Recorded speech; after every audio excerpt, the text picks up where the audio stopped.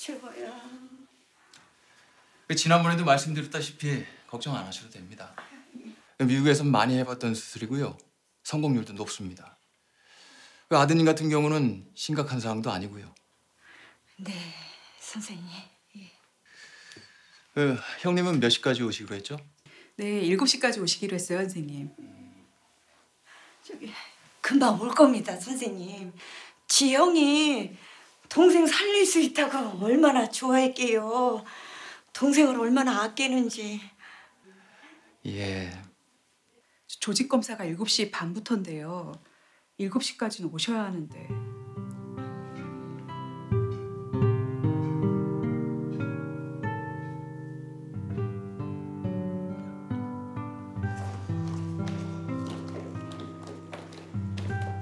어머니 걱정 마세요. 선생님이 잘 될 거라잖아요. 그래도 어떻게 사람 공파칠 때다 붙였다 한다니. 이러다 누구도 다 잘못되면은 아이고. 어머니 잘 될 겁니다. 그래도 제 걸 줄 수 있다니 얼마나 다행입니까? 대화야. 고맙다. 에휴, 어머니도 참. 어머니 제가 재화 형이잖아요. 여보, 나 너무 무서워. 우리나라에서 처음이라잖아. 배도 갈라야 되고. 괜찮아. 괜찮아 여보. 선생님이 그러셨잖아. 미국에선 뭐 흔한 수술이라고. 여보, 우리 다른 기증자. 괜찮아. 괜찮아 여보. 여보.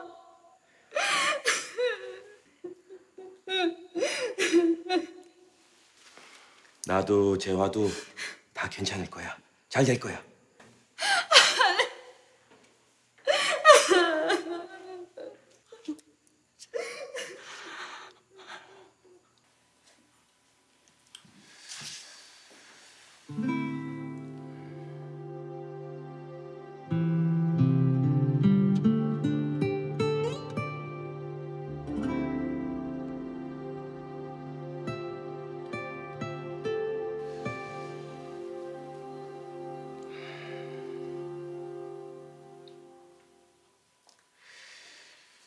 저 어머니, 오늘 검사를 안 하시면 수술을 연기해야 됩니다.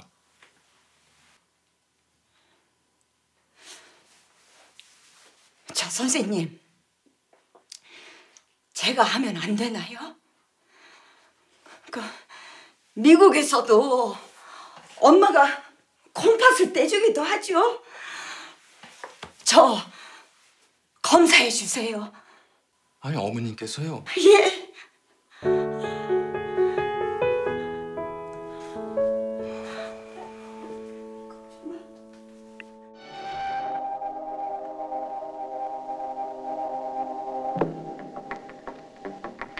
미국에서도 치료에 손을 못 대던 심장 중환자가 우리나라 성모병원에서 사상 최초의 수술을 받고 제2의 생명을 즐기게 되었습니다.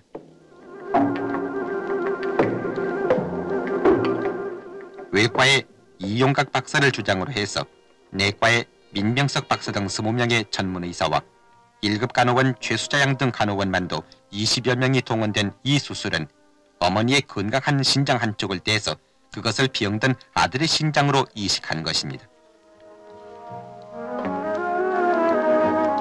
수술은 세계 기록으로 20여 분 만에 성공적으로 끝났습니다.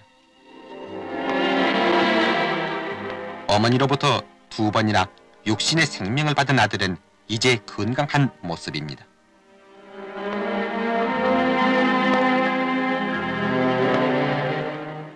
아들에게 2번의 생명을 준 어머니에게 우리는 머리를 숙입니다. 뭉클합니다. 1969년 성모병원에서 우리나라 최초의 신장 이식 수술이 이루어졌습니다. 당시만 해도 한 사람 몸에 있는 장기를 떼어서 다른 사람에게 옮겨서 이식한다라는 개념이 우리나라에는 그렇게 일반화되어 있지 않았을 것 같아요. 어떤가요? 그렇습니다.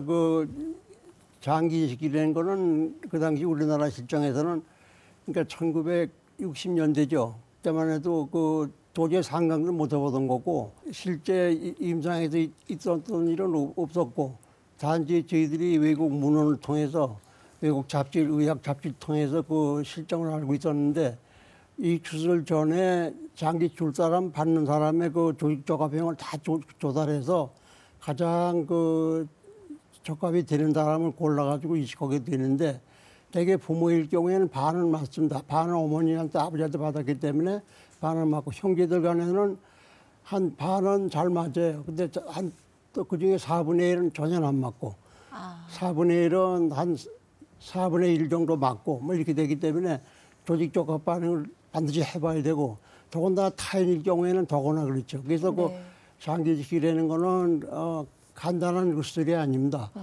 그리고 이제 그 당시에 우리나라 실정이 장기 이식이 전혀 생각도 못했는데 이 환자분이 33세는 남자인데 한 5년 전에 미국에 이민을 가서 그 식자공으로 일을 했습니다. 미국에서. 그러다가 이제 병이 나가지고 한국에서 이식을 받을 수 있는지 좀 알아봐 달라고. 그래서 이분이 사방 다 댕겼어요. 서울대학이고 뭐 세브란스고만 댕기면서 이식 수술이 가능한지 알아봤는데 다른 데서는 다 할 수 자기 자신 없다고 얘기를 했는데 단지 성모병원에서만 그 이식 수술 가능하다고 얘기했습니다. 혹시 이식 수술 하다가 잘못되진 않을까 해서 상당히 그 긴장하고 해가지고 그날이 1969년 3월 25일 화요일 날인데 오전 수술을 다 마친 다음에 오후에 수술방 문을 잠그고서 환자를 옮겨가지고 다른 수술을 다 캔슬해버리고 그 수술만 했습니다. 그리고 그 수술방 문을 다 잠그고서 거기 의료진만 들어가서 이제 수술했고 그 이유가 뭐냐면 혹시나 잘못될까 봐. 처음 수술이고 그러니까 우리가 자신이 있어도 처음 하는 거기 때문에 임상이 처음이기 때문에 굉장히 긴장이 됐고 네. 혹시나 많이 잘못되는 날이면 다른 사람들이 아 그거 봐 우리도 못한다고 하는데 너희들이 뭘 해. 그랬으니까 죽었잖아. 뭐 이렇게 되면 아주 어렵게 되기 때문에 철저하게 그걸 준비를 해가지고 이제 했던 거죠. 근데 수술이 아주 성공리에 돼가지고 그 철강 문합한 다음부터 소변이 나오는데 엄청나게 소변이 나왔습니다. 이용과 교수님하고 민병석 교수님 부분이 하신 일입니다. 아주 네. 용감하신 분들이죠. 사실상 그게 그 당시 어려운 상황에서 할 수 있습니다. 이렇게 단언 낼 수 있는 사람은 쉽지 않을 겁니다. 그러니까 또 다른 여러 대형 병원에서도 다 못한다 거절을 했던 거 네, 아니겠어요? 그렇습니다. 근데 교수님도 거기 수술에 직접 네, 참여하셨다면서요? 저는 그 당시에 레지던트 3년 차였습니다. 그래서 제가 이제 처음부터 끝까지 제가 다 하는 거죠. 환자 이 닦아서 뭐 하는 거부터 뭐 아무튼 뭐 나중에 그 수액 놓는 거부터 뭐 다 했어요. 말하자면 그 팀의 미창이었습니다. 막내로? 그 안에 계셨던 거예요? 장기 이식을 같이 하신 거예요? 그렇죠. 거기에서 막내였다. 네. 막내로? 와. 네. 생생한 증언을 지금 듣고 계신 거예요. 와. 이게 저희는 성모병원의 국내 최초 이식이라는 것이 어디 가나 역사에 가장 첫 줄로 나오거든요. 그래서 아마 다 기억을 하기 쉬우실 거예요. 항상 뭐 심포지움을 가나 학회를 가나 어떤 교과서에도 있을 정도로 그런데 네. 항상 이용각 민병석 교수팀이 국내 최초 신장이식에 성공했다 이런 게 이제 역사에 나오다 보니까 좀 기억하기 쉬운 것 같고요. 아쉽게도 이제 뭐 민 교수님께서 1983년에 그 당시에 대통령 주치로서 버마 아웅산 그쪽에 이제 순방을 하시면서 북한 테러를 당하셨죠. 그래서 거기서 사망을 하셨어요. 네, 그래서 네. 굉장히 저희로서는 정말 중요한 분을 잃었다는 생각이 들고요. 또 이용각 교수님은 작년에 이제 93세 연세로 타계를 하셨습니다. 그래서 지금 사진에 보이는 분이 네, 이용각 교수님 이용각 나오시는데 항상 이제 여러 석학들이 많이 모인 자리에서도 그 이식에 대한 지식을 항상 전달해 주시고 그러셔서 저희가 굉장히 자부심을 많이 갖게 됐죠. 하나 또 부원할 거는 네. 신장 이식뿐 아니고 우리나라의 장기 이식의 저게 효시입니다. 첫 번째예요, 저게. 네. 모든 그 장기 이식에 아시아에서도 처음에 그러니까 아니 한국에서 신장이식을 했다고 이렇게 된 겁니다. 네. 미국 잡지 같은 데도 나오고 뭐 그랬어요. 아까 대한뉴스 화면도 좀 저희가 네, 네. 봤는데 네. 국내 언론도 상당히 흥분했을 것 같아요. 네, 그렇습니다. 뭐 한 이틀 다음에 우리가 이제 성공예를 발표했는데 그 당시에 그 의료진들 전체가 청와대에서 점심 한 끼 얻어먹고 그랬죠. 그 정도로 이제 전 나라가 네. 흥분할 만큼 대단한 사건이었습니다. 성모병원에서 최초로 장기 이식을 성공하면서 이제 이 포문이 확 열려서 계속해서 장기 이식 역사가 써 내려갔잖아요. 네. 그런 그 기록들 좀 얘기해 주시죠, 팀장님. 그 고형 장기로는 신장 이식이 이제 국내 최초에 1969년에 성공했지만 사실은 그 전인 1966년에 이미 성모병원은 각막 이식에 성공을 했었습니다. 네. 이후에 이제 1983년에 이제 국내 최초로 골수 이식을 여의도 성모병원에서 성공을 했습니다. 지금 자료 사진인 것 같고요. 또 국내 최초로 소장 이식에 성공을 해서 성모병원이 어떤 이식의 새로운 역사를 써가는데 많이 기여했다고 볼 수 있습니다. 더 환자가 막 몰려들고 이렇게 변화가 있었나요? 네. 첫 번째 신장이식 성공한 다음에 더 바빠졌어요, 이제는. 그 많은 환자들이 더 많이 오시고 뭐 해서 아무튼 응급실이 뭐 굉장히 붐비고 아주 조그만 수술도 성모병원에 가서 해야 된다고 이렇게 소문이 나가지고는 아주 그분들 다시 돌려보내는데 아주 애먹고 그랬습니다. 교수님 말씀 들으면서 이제 저희 본부에서 하고 있는 일이 점점 의미가 있구나라는 것들을 느끼게 되는데요. 장기 이식의 성공이라는 부분들은 또한 그 밑바탕에 생명 존중이라는 그런 우리 가톨릭 교회 안에서뿐만 아니라 우리 사회가 지켜가야 할 그런 가치들이 그 밑에 깔려 있다고 생각합니다.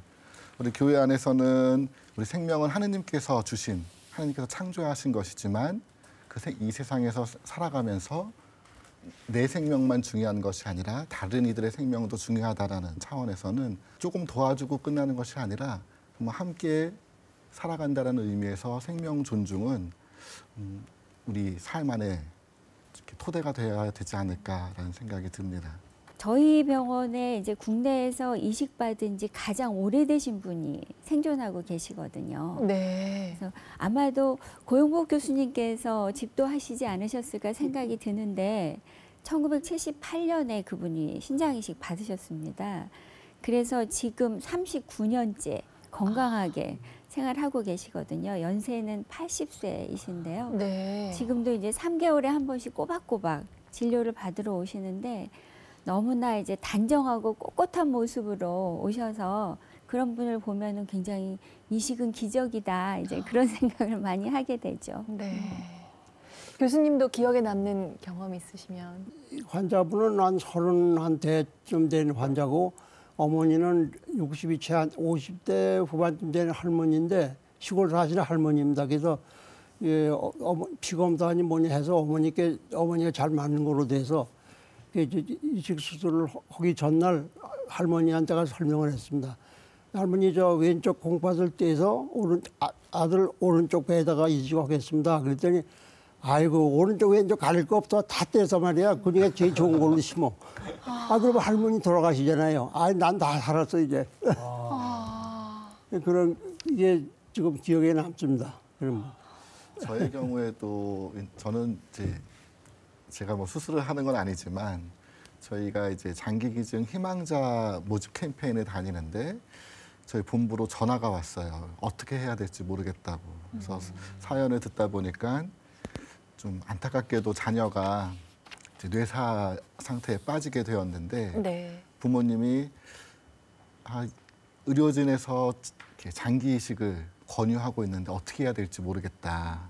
근데 아들 지갑에 장기 기증 희망자 등록증이 있어서 네. 저희 본부로 전화를 했었어요. 그래서 마침 그분도 신자여서 그나마 조금 더 이제 쉽게 설명을 해드릴 수 있었는데 이 부모님의 입장에서 자녀를 이렇게 사고가 난 것도 마음 아픈데 그 짧은 시간 안에 또 장기 기증을 결정해야 된다는 게 참 안타깝고 힘든 일이었지만 이 자녀가 평소에 다른 사람들을 도와주고자 하는 그런 마음들을 알고 있었기 때문에 오히려 자녀의 마지막 순간까지 이 다른 이들의 생명을 위해서 장기 기증을 하는 것이 훨씬 더 그 자녀의 뜻을 받아줄 수 있는 거구나라고 판단을 이렇게 하실 수 있도록 도와드려서 결국 장기 기증을 하고 또 자녀를 잘 보낼 수 있었던 일이 생각이 납니다.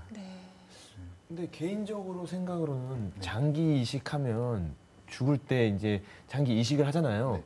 대부분 그렇게 하면 이제 다른 생명들이 살 수 있는 건데 왜 언뜻 그냥 생각하면 그냥 내가 어차피 죽은 몸 이렇게 해서 남을 살릴 수 있는 좋은 건데 왜 이렇게 이런 쪽으로는 조금 이렇게 각박한지. 반대로 질문을 한 가지 드릴까요? 네.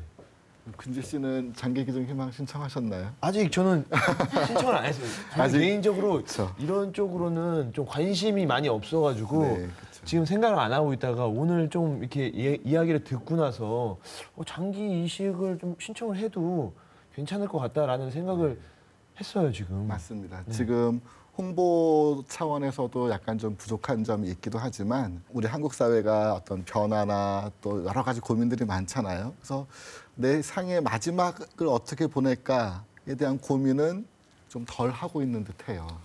네, 우리나라의 그 장기 기증 희망 등록 제도라는 게 있기는 해요. 그래서 지금 이제 누구라도 생전에 의사가 있으면은 자기가 그 장기 기증 희망 등록을 할 수가 있는데 결국은 그렇게 했다 하더라도 그분이 뇌사 상태를 거쳐서 돌아가셔야만 장기 기증은 가능한 거고요. 또 뇌사 상태라 하더라도 환자분의 가족분이 동의하지 않으시면 또 그런 게 있습니까? 할 수 없게 되어 있습니다. 그러니까 저만 우리나라에서. 동의한다고 되는 게 아니라 이제 부모님이 동의를 하셔야 되거든요. 그렇죠. 부모 선순위자 1인이 반드시 동의를 하셔야 되세요. 그러니까 법적인 선순위자는 지금 이제 결혼 안 하셨으면 직계 존속이 선순위자가 되시고 결혼하셨으면 이제 직계 배우자분이 선순위자가 되시고 이렇게 되시거든요. 네. 그래서 그렇기 때문에 실제로 이제 뇌사를 거쳐서 사망하는 분은 전체 사망 환자 수의 한 10% 정도 되세요. 근데 지금 우리나라 통계를 보면은 그 10% 중에서도 또 1%만 장기 기증을 하고 돌아가시게 됩니다. 바로 이런 가족들이 동의하시지 않는 부분, 뇌사 상태에 있었지만 바로 사망하시게 될 수도 있기 때문에 여러 이유로 해서 장기 기증 못하고 돌아가시는 분이 많아서 참 안타까운 현실이죠.